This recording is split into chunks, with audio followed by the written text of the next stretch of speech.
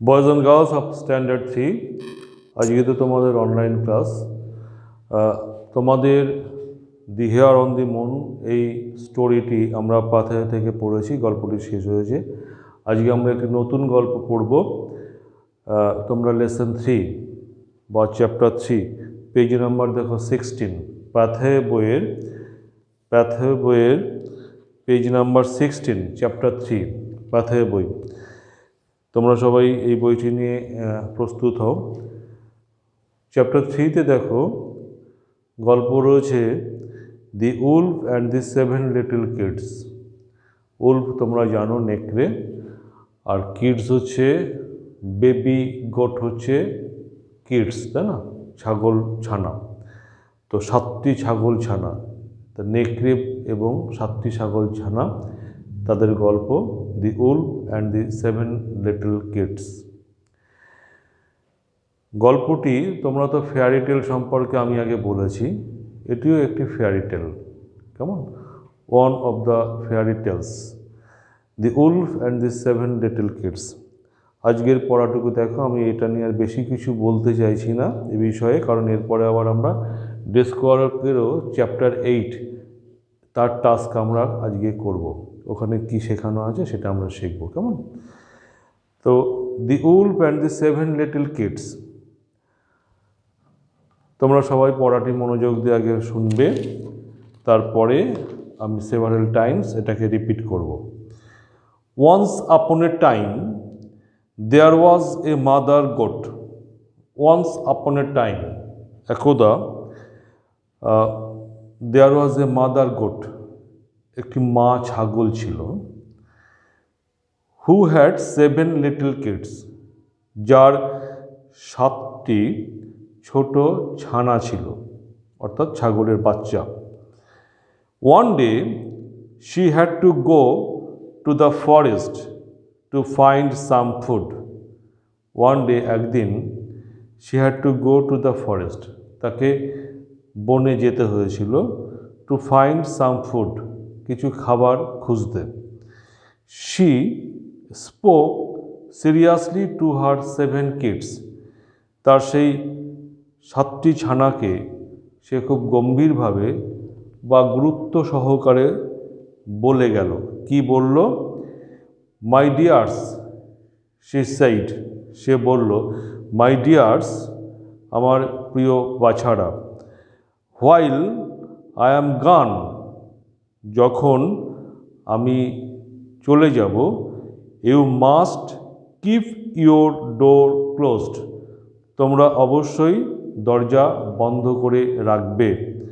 আমি যখন বাইরে চলে যাব তখন তোমরা অবশ্যই দরজা বন্ধ করে রাখবে। উলফ মে কাম, নেকড়ে আসতে পারে। Who would like to eat you for supper.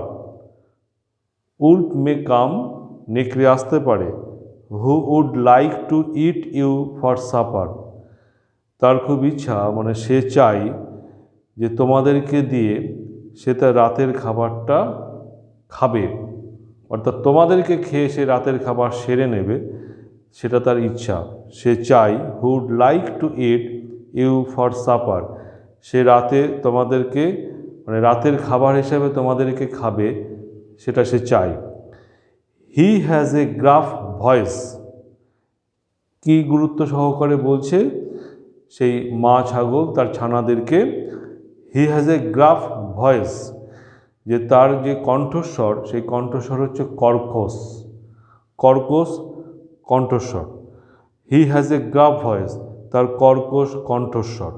And hairy pause, আর তার যে থাবা, সেই থাবা হচ্ছে লোমে ঢাকা, হেয়ারি পজ, ঠিক আছে, লোমে ঢাকা তার থাবা।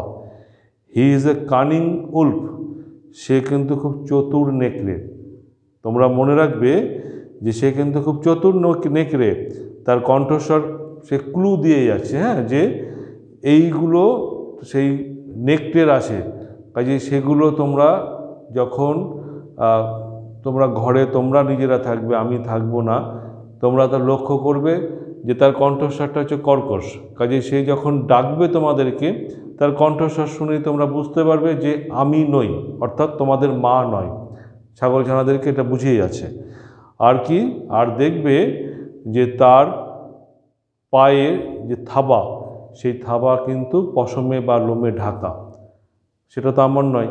কাজে তোমরা বুঝতে পারবে যদি ওটাও তোমাদের চোখে পড়ে যে আমি আসিনি। তো এইভাবে ছাগল, মা ছাগল তার ছানাদেরকে বুঝিয়ে যাচ্ছে। ঠিক আছে, আমি আর একবার পড়ছি।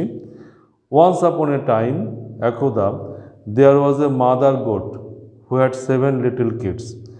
একদা একটা মা ছাগল ছিল, হু হ্যাড 7 লিটল কিডস, যার 7টি ছোট ছানা ছিল।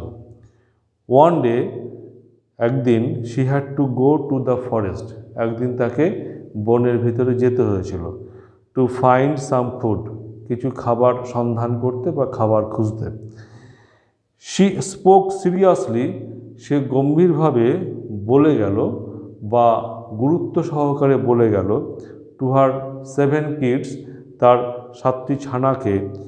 মাই ডিয়ার্স, শি সেইড, কি বলল, যে আমার প্রিয় বাছারা শোনো, হোয়াইল আই অ্যাম গান, যখন আমি বাইরে থাকব বা চলে যাব, হোয়াইল আই অ্যাম গান, যখন আমি চলে যাব, you must keep your door closed, তোমরা অবশ্যই তোমাদের এই দরজা বন্ধ রাখবে। উলফ মে কাম, নেকড়ে আসতে পারে। Who would like to eat you for supper, সে চায় যে রাতের খাবার তোমাদেরকে খেয়ে সে তার রাতের খাবারটা সেরে নেবে, অর্থাৎ রাতের খাবার হিসাবে তোমাদেরকে সে খেতে চায়। তো হি হ্যাজ এ গ্রাফ ভয়েস, তো তার কণ্ঠস্বর কর্কশ, তার কর্কশ কণ্ঠস্বর, অ্যান্ড হেয়ারি পজ, এবং তার পায়ের থাবা, সেই থাবা লোমে Dhaka.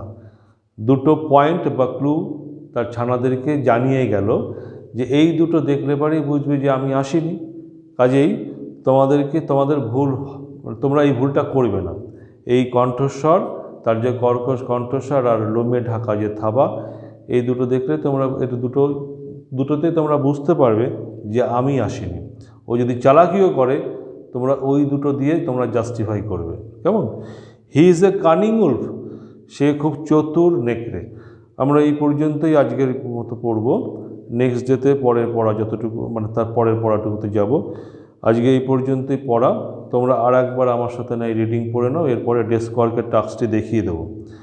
Once upon a time, there was a mother goat who had 7 little kids. One day she had to go to the forest to find some food. She spoke seriously to her 7 kids. My dears, she said, while I am gone, you must keep your door closed.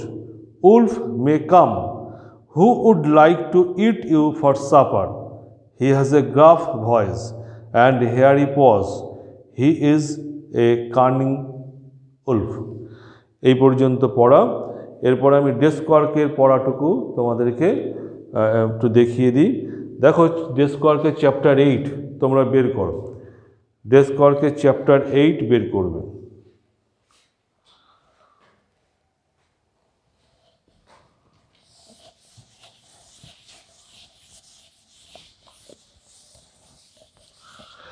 Desk ওয়ার্কের chapter 8-এ, desk ওয়ার্কের chapter 8,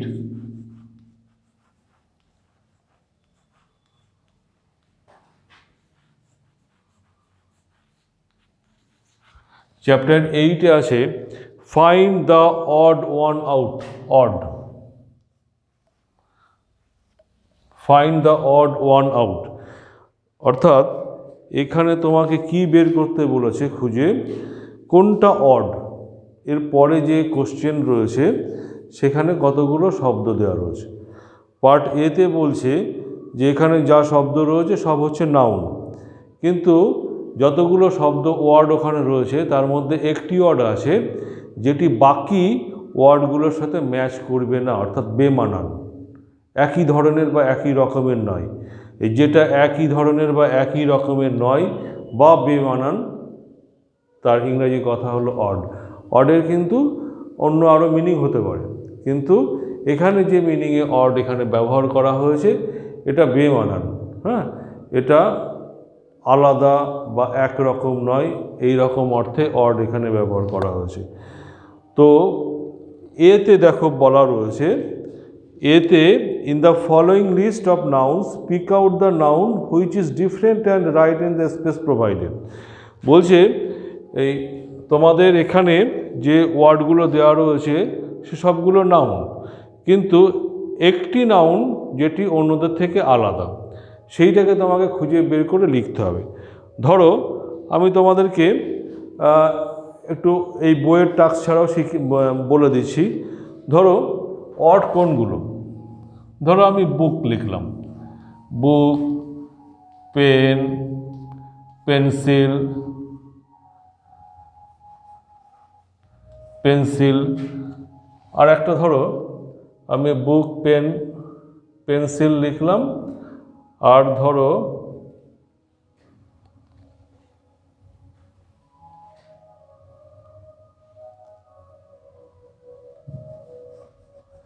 বল, eraser লিখলাম, এরকমটা লিখলাম, দিয়ে ওখানে একটা dash দিয়ে রাখলাম, ব্ল্যাঙ্ক দিয়ে রাখলাম, যেখানে তুমি এখানে অড কোনটা সেটা লিখবে। ধরো বুক, পেন, পেন্সিল, বল, ইরেজার, এখানে 5টি ওয়ার্ড আছে। এই 5টি ওয়ার্ডের মধ্যে দেখো বুক, পেন, পেন্সিল, ইরেজার, এই 4টি ওয়ার্ড প্রত্যেকটা পড়াশোনার কাজে লাগে, তাই না? পড়াশোনার জন্য প্রয়োজন হয়, লেখাপড়া করার জন্য বা পড়াশোনা করার জন্য। কিন্তু বল এখানে একটা ডিফারেন্ট থিংস হয়ে গেছে, তাই না? বল কিন্তু পড়াশোনার কাজে লাগে না, এটা খেলার জন্য প্রয়োজন হয়। তাহলে এখানে অড হলো কে? বল, তাই না? এখানে অড হলো বল। এইভাবে তোমাকে অড যেটি অন্য ওয়ার্ডগুলোর থেকে আলাদা বা ডিফারেন্ট বা বেমানান, সেটিকে বেছে নিয়ে তোমাকে ওই ড্যাশে লিখতে হবে। এই হচ্ছে পার্ট এতে বলা রয়েছে। আমি আরও একটা দেখাই। ধরো ফ্রুট, ফ্রুট আছে, ফ্লাওয়ার আছে, এগুলো কিন্তু প্রথম দিকে একটু সহজগুলোই থাকবে, কিন্তু তোমাকে বুদ্ধি করে বের করতে হবে। ফ্রুট, ফ্লাওয়ার, ম্যাঙ্গো, রুট, তারপরে ধরো লিপ। আমি এরকম 5টি ওয়ার্ড দিলাম, fruit, flower, mango, root, lip. হ্যাঁ, এর মধ্যে অড কোনটি?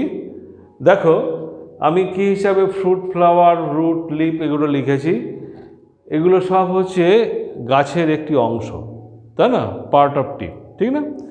ফ্রুট গাছের একটি অংশ, ফ্লাওয়ারও তাই গাছের একটি অংশ, রুট গাছের একটি অংশ, লিফ সেটাও গাছের একটি অংশ। রুট হচ্ছে শেকড় আর লিফ হচ্ছে পাতা।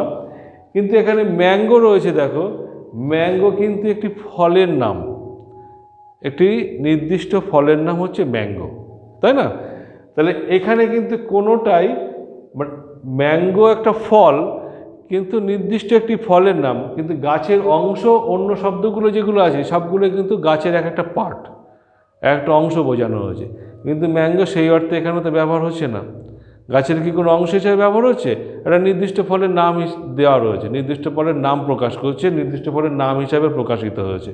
কিন্তু ফ্রুট, ফ্লাওয়ার, রুট, লিফ এগুলো কিন্তু গাছের এক একটা পার্ট বলা হয়েছে। তাহলে ম্যাঙ্গোটা ডিফারেন্ট হয়ে গেল বাকি 4টে ওয়ার্ডের থেকে। এখানে তোমাকে ম্যাঙ্গো লিখতে হবে।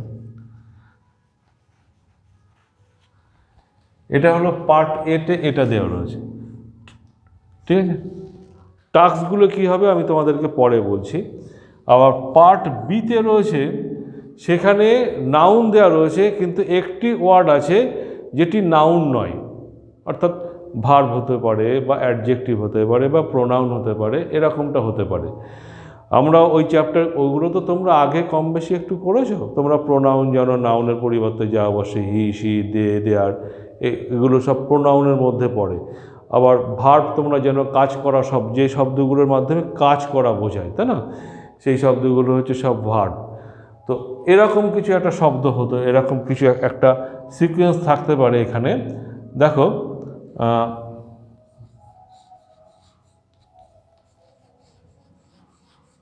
ব্যাট, বল, উইকেট,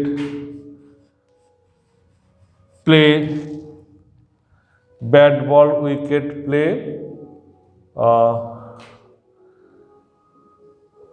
ব্যাট, বল, উইকেট, প্লে। ধরো আমি এই 4টি ওয়ার্ডই দিলাম।